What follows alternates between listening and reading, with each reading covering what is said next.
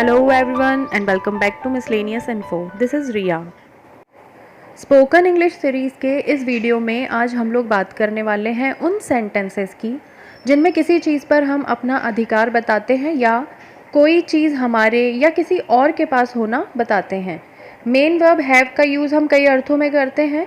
उनमें जो सबसे पॉपुलर अर्थ है वो है पास होना।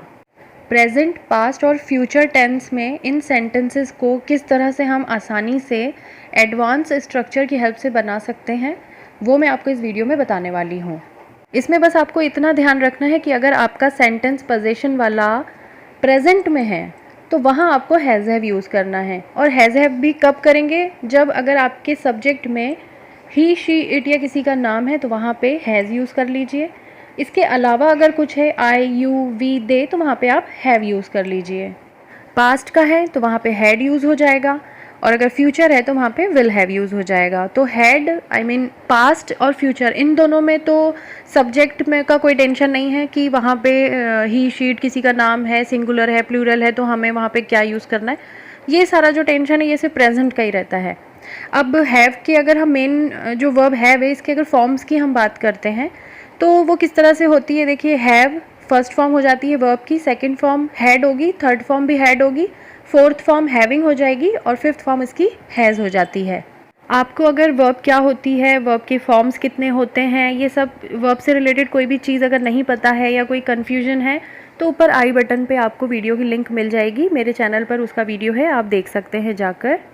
पोजीशन का एडवांस स्ट्रक्चर बताने से पहले मैं एक छोटी सी इन्फॉर्मेशन और आपको देना चाहूँगी और वो ये कि ज़रूरी नहीं है कि हमारे पोजीशन वाले सेंटेंस में जब हम हिंदी में बोलते हैं तो उसमें पास ये शब्द आए ही। जैसे मेरे पास अनुभव है, ये ज़रूरी नहीं है कि हम इसको इसी तरह से बोलें। हम इस तरह से भी बोल सकते हैं, मुझे अनुभव है। तो यहाँ मीनिंग तो उसका वही निकल रहा है तो वो पोजीशन वाला ही कि हम कोई चीज़ अपने पास होना बता रहे हैं। और ऐसे सेंटेंसेस में आप हैज़ हैव की जगह हैज़ गॉट या हैव गॉट का यूज़ भी कर सकते हैं। लेकिन अफर्मेटिव जो सेंटेंसेस होते हैं, सकारात्मक वाक्य प्रेजेंट के, उसमें अगर आप पास्ट के कोई पोजीशन सेंटेंसेस बनाते हैं अफर्मेटिव में, जैसे मेरे पास कार थी, आई हैड अ कार, तो यहाँ पे आई हैड गॉट का यूज़ नहीं करेंगे हम, ये सिर्फ प्रेजेंट में हमने किया।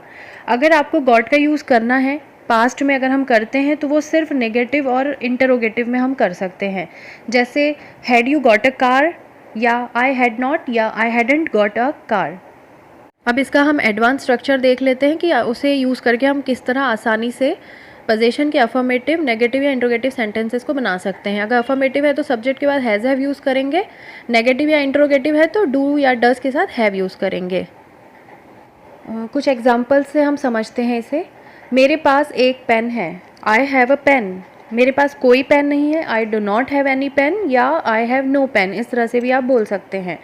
देखिए, अगर आपने मेरे पिछले वीडियोस देखे हैं तो आपको ये वीडियो में जो मैं चीज़ बता रही हूँ इसको आपको समझने में बिल्कुल परेशानी नहीं होगी, क्योंकि मैंने वहाँ पे ऑलरेडी आपको जो एडवांस स्ट्रक्चर्स होते हैं वो अच्छी तरह से समझा चुकी हूँ मैं कि किस तरह से हम उसको यूज़ करके सेंटेंस को बनाते हैं और उस स्ट्रक्चर में क्या क्या चीज़ें होती हैं। मेरे पास एक पेन है। अब देखिए, इसको हमने किस तरह ट्रांसलेट किया है स्ट्रक्चर यूज़ करके। यहाँ पे सब्जेक्ट क्या आएगा? आई, क्योंकि मेरे के लिए हम क्या यूज़ करेंगे? आई यूज़ करेंगे। अब पास के लिए तो हमने देखा है स्ट्रक्चर में कि हमें सब्जेक्ट के बाद हैव यूज़ करना है। तो आई हैव, किस चीज़ के बारे में बात कर रहे हैं हम? पेन की, कि हमारे पास एक पेन है तो आई हैव अ पेन। मेरे पास कोई पेन नहीं है, I do not have any pen या आई हैव नो पेन। इस तरह से आप इसे बोल सकते हैं। सब्जेक्ट आया है, उसके बाद नेगेटिव है, इसीलिए हमने यहाँ पे डोंट या डू नॉट का यूज़ किया है। फिर हैव एनी पेन, मतलब स्ट्रक्चर जो है हमारा एज इट इज़ आ जाएगा।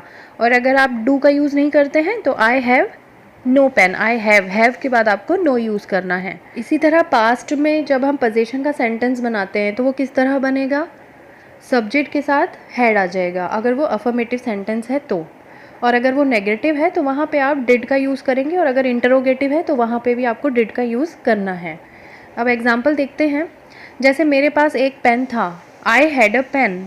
मेरे पास कोई पेन नहीं था तो I did not have any pen, तो वहाँ पे डिड के साथ आपको नॉट यूज़ करना है अगर वो नेगेटिव सेंटेंस है तो। अब फ्यूचर में अगर सेंटेंस हो पोजीशन का तो वो कैसे बनेगा? सब्जेक्ट के बाद विल और हैव यूज़ करके। मेरे पास एक पेन होगा, I will have a pen. Negative के लिए मेरे पास कोई पेन नहीं होगा, तो I will not have any pen. कुछ और एग्जाम्पल्स देखते हैं, जैसे मेरे पास एक पुस्तक है, आई हैव अ बुक। मेरे पास पुस्तक नहीं है, I do not have a book. या फिर आप इस तरह बोल सकते हैं कि आई हैव नो बुक।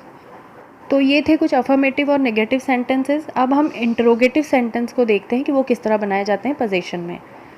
दो तरह के होते हैं, सिंगल इंट्रोगेटिव और डबल इंट्रोगेटिव। सिंगल मतलब जो क्या से वाक्य जो शुरू होते हैं हिंदी में, जिसका जवाब हम हाँ या ना में देते हैं। डबल इंट्रोगेटिव जिसमें कब, क्या, क्यों, कैसे, इस तरह के प्रश्नवाचक शब्द वाक्य के बीच में आते हैं। इसका स्ट्रक्चर किस तरह होता है, हेल्पिंग वर्ब, फिर सब्जेक्ट आती है, फिर मेन वर्ब, ऑब्जेक्ट और फिर अदर वर्ड्स। हेल्पिंग वर्ब यहाँ पे हम डू यूज़ करते हैं। पोजीशन वाले में हमने पहले ही देख लिया है ये चीज़ कि अगर नेगेटिव है या इंट्रोगेटिव है तो वहाँ पे हमें प्रेजेंट का है तो डू यूज़ करना है, पास्ट का है तो डिड करना है। ये चीज़ हम ऑलरेडी देख चुके हैं।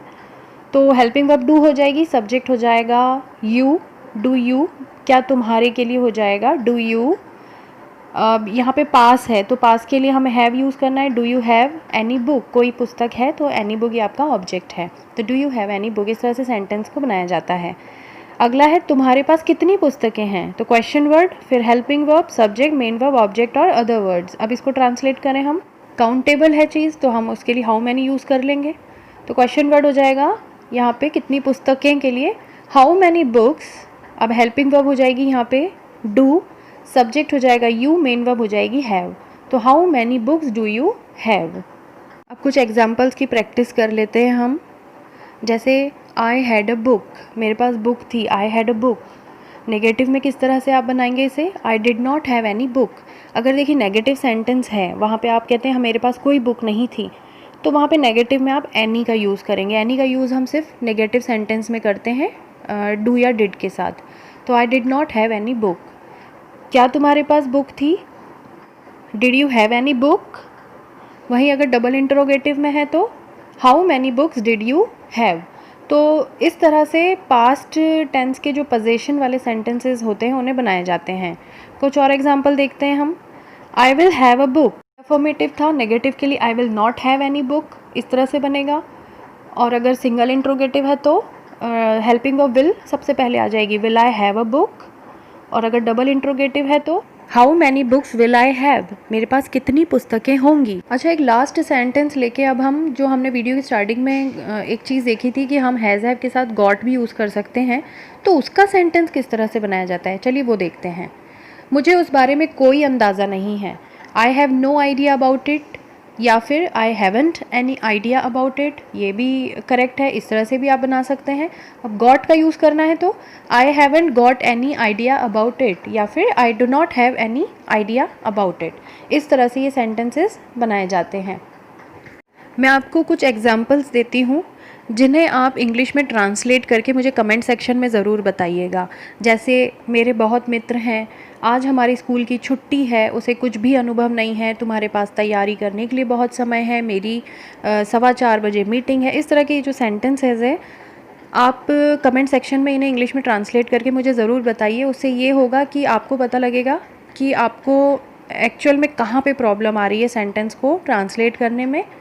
और भी कुछ आपके अगर डाउट्स होंगे, कोई कन्फ्यूजन होंगे, तो वो भी आप मुझसे कमेंट सेक्शन में पूछ सकते हैं। इस वीडियो में इतना ही। अगर आपको मेरा ये वीडियो हेल्पफुल लगा हो, यूज़फुल लगा हो, तो प्लीज़ लाइक और शेयर ज़रूर करें। अगर आप मेरे चैनल पर नए हैं और आपने मेरा चैनल सब्सक्राइब भी नहीं किया है अभी तक, तो प्लीज़ मेरे चैनल को सब्सक्राइब कर लीजिए और नोटिफिकेशन बेल को प्रेस करना नहीं भूलिएगा। उससे आपको मेरे आने वाले वीडियोज़ की नोटिफिकेशन भी मिलते रहेंगे। Thank you so much for watching my video.